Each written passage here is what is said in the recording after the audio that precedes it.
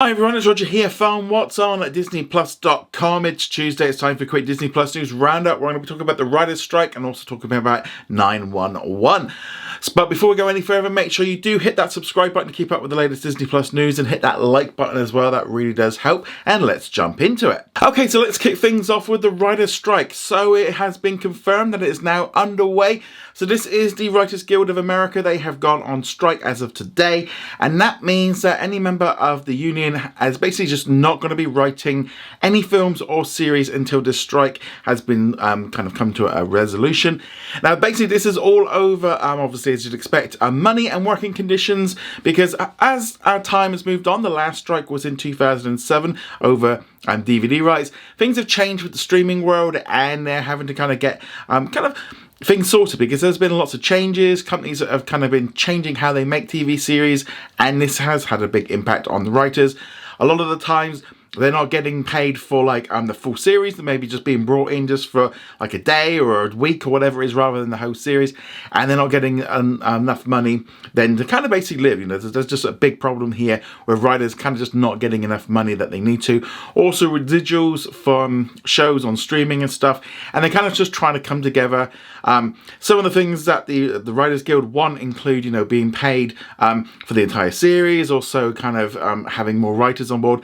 There's always this kind of thing. The studios are putting in the issue that they can't afford all the things that they're wanting. They're agreeing to give them a pay rise, but obviously the union wants a bit more, and that's commonplace with strikes. It's happening all the time, and obviously it's just a case of waiting for either side to kind of bend a little bit, because there's going to have to be some compromise. But ultimately, this is, for us as viewers, it means, without the writers, we don't get anything. We need them there. We need them to be happy. We need them to be paid, because otherwise we're just going to end up with nothing that's very fun to watch.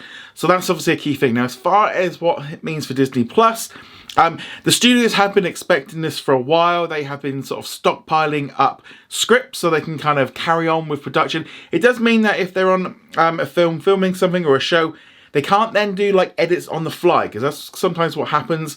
So that's not going to be able to happen. So they have to keep very strict to the script. So that's obviously an issue, but they can kind of do this. If there are films and series that are currently underway, maybe like the new Daredevil series or Andor season 2, this might not get affected because they've maybe already finished the scripts. They've been trying to get ready for these deadline. So that's an issue. There's a whole other issue as well, that it only affects those in the United States. It's not going to affect people, writers and stuff here in the UK that aren't a member of the WGA. Mean that that means that they can carry on. So if there's a show being created in the UK or in Australia or in Korea, that's not going to be impacted. So it does mean that the international originals are probably going to keep flowing the way they always are. I suspect as well we're probably going to see a few more maybe British, Canadian and Australian series kind of commissioned and sort of being set up over here to be created to kind of in the next few months to kind of get around this, to make sure things are coming in. The good news as well with Disney Plus is they've stockpiled a lot of series. When you look at all the Marvel and the Star Wars shows, they've got a lot kind of in the can ready to go. You've got Loki, you've got Secret Invasion, you've got Ironheart, you've also got shows like the Ahsoka show, and then you got The Acolyte and Skeleton Crew. So there's probably enough in the can, probably to go about 2 years for the Marvel and the Star Wars stuff, especially with them slowing things down. All kind of part of this. There's been a lot of talk as well with the studios trying to cut costs, and actually they in some ways could actually do with maybe having a few months where they're not spending out on making things to kind of really reduce down their costs and kind of make the numbers look a little bit better. So it could work in their favour for some of this.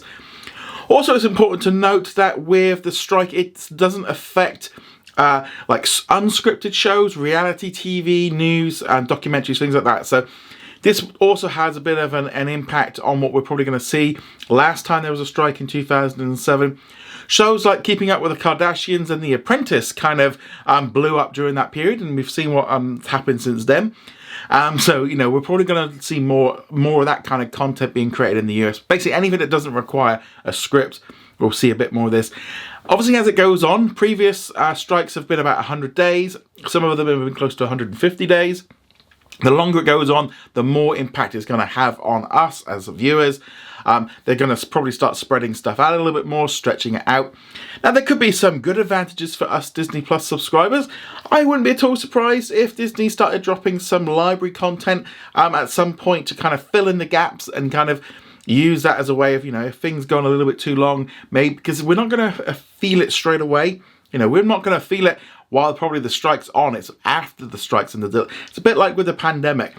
They kind of had some stuff ready for the pandemic, but once we got out of it, it took a while for everything to catch up. So there's going to be a long-term thing. This is going to impact us at least for the rest of the year, maybe even longer. It'll affect films from the end of next year into 2025. So it's got some long-term effects. It's not just straight away, they've gone on strike today and we're not going to have stuff tomorrow. But yeah, there's going to be an impact. We've been seeing a lot of like pilots and stuff and shows trying to get things forward in the last few months to try and get ahead of this. So it's going to be interesting. We'll be keeping an eye on it. But ultimately for us as subscribers, we are going to see an impact. We are going to see less content on our screens. But ultimately, we do need for the writers to be paid the right amount and to be, be able to live. Because if they don't get that, we don't get anything. So, hopefully they can come to a compromise and get this sorted. But yeah, we are going to see some kind of issue in the future. But right now, you don't need to worry about it. But let us know what you think of all of this in the comments below. Okay, so let's now move on to some other news from around Disney. So 911 Lonestar has been renewed for a brand new season by Fox Entertainment. So that'll be returning. That show is actually released here in the UK on Disney Plus exclusively. It's also on Hulu in the United States. Kind of interestingly, Fox actually decided to cancel the main 911 show. However, ABC has quickly picked it up and they're going to be running with it. So from the next season, it will be jumping over to ABC in the US. Internationally, it doesn't mean anything because, again, here in the UK, 911 is also exclusive to Disney Plus. So it doesn't really mean anything internationally, but in the US, 911 will be shifting over to ABC. The reason for this is because 20th Television actually makes the shows, and Fox Network, which Disney wasn't able to get hold of during the acquisition of 20th Century Studios because US law kind of prohibits them from having multiple television networks, like the main core channels. So they couldn't do that. So Fox kept hold of that one, and they obviously have Fox News and other stuff. So that's why there's a little bit of confusion. I know when I saw it on the comments, of people kind of going, well, Disney own Fox. Well, they don't own Fox. It's all very complicated. But the good news is 911 is going to be returning. It's just going to be on ABC in the US, and internationally it'll just be where it is, as it is now, like here on Disney Plus in the UK. But let me know what you think of 911 being renewed. Let's now talk about what's new on Disney Plus today, because it's Tuesday, and that means for the next few weeks we're going to be getting 2 new episodes of a new National Geographic series, A Small Light. So this one is out on Disney Plus around the world, except for in Canada. You guys are going to have to wait, probably due to this linear system that seems to happen there, which is a pain in the butt. It's also available on Hulu in the United States. They're sharing it, and it's also been airing on some of the linear networks in the United States. So Disney are going all in on trying to make sure that this show is watched by as many people as possible. And I completely agree with this one. It is a fantastic show. Please give it a go. Serious stuff in here, but it's important stuff. It's a very, very good drama series, and I just want more people to watch it. So yeah, go watch it. Put it on your watch list. Might not be the normal kind of thing you watch, because it's all about the family during World War II in Amsterdam hiding another family, and therefore it's all about Anne Frank's diary. It's very hard hitting. It's a great series, good for pretty much the whole family, because I think it's some serious stuff in here. Yeah, it's a great show, so definitely check that one out. And if you're going to be checking it out, let me know in the comments below. In our poll of the day, I asked you, which Hulu/Star original are you looking forward to watching in May? And 51% of you are looking forward to White Men Can't Jump, with 19% of you looking at Class of Action. However, the clearing is at the bottom at 7%.